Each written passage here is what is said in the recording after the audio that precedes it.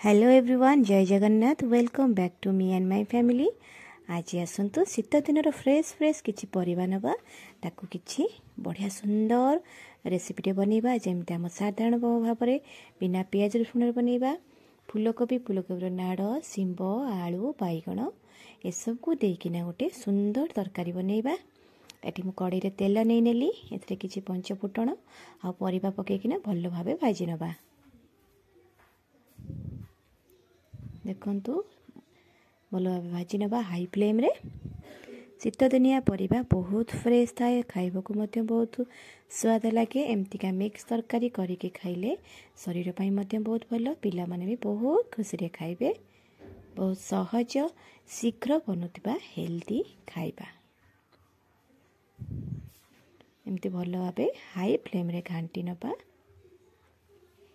देखो colour change हो आसला। आम ये लुण हलदी लंका गुंड 2 चामच जीरा आ धनियार गुंड किछि बटा मसला यूज हेबनी। संपूर्ण सिंपल ये 2 ରୁ 3टा पाखापाखि मुझे टमाटो काटिकी रखी। शीत दिनिया रेसिपी जेहेतु टिके टमाटो भाग अधिका रही बहुत सुंदर लगे, खट्टा खट्टा चटपटा लगे। भल भाव आपको हाई फ्लेम रे कषि नबा। एबे टोटाली पानी देबा नहीं, भल भाव कषिबा। तार सुंदर बास्ना आसुची।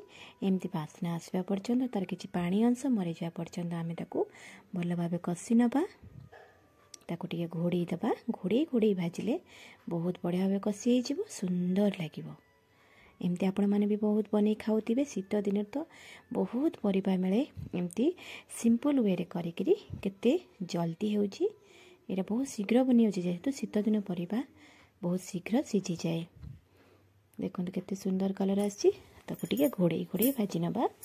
जदि आपण मानकू मोर रेसिपीटी भल लगुची लाइक करिवे, कमेंट करिवे, शेयर करिवे। जे माने नुआ अछंती से माने सब्सक्राइब करिवे। शीत दिनिया परिबा खाइबा कितने सुंदर टेस्टी टेस्टी माने परिबार प्रकृत टेस्ट ही शीत दिन ही आसे। अलगा समय आम जिते कोबी हो जेकोसी परिबा पाइले भी सबू ऋतु अनुसार परिबार टेस्ट अलगा थाए। ए सब शीत दिन परिबा फ्रेश परिबा खाइबा को बहुत भल लगे। रोटी हो भात हो सबुथिरे बहुत टेस्टी आउ शीघ्र बनुथिबा रेसिपी। सकाळे स्कूल जावाई पिला मानकु मत एमती की तरकारी बनै देइतिले से माने भी खुशी खुशी खाइदेबे। सबु परिवार विटामिन भी तांको शरीर को जीवो, खाइबा को मते बहुत स्वादिया लागिबो।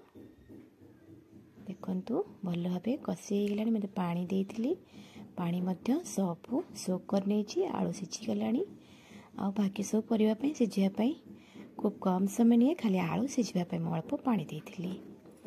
एटी हमर तरकारी रेडी हो गला। जदि आपण मानकु आम तरकारी भल लगी थाए निश्चय गोटे लाइक करिवे, शेयर टिके करिवे। एमती सिंपल शीघ्र बनुवा रेसिपी आउ थरे आनिबा। पुणी देखा हबो। जय जगन्नाथ, नमस्कार।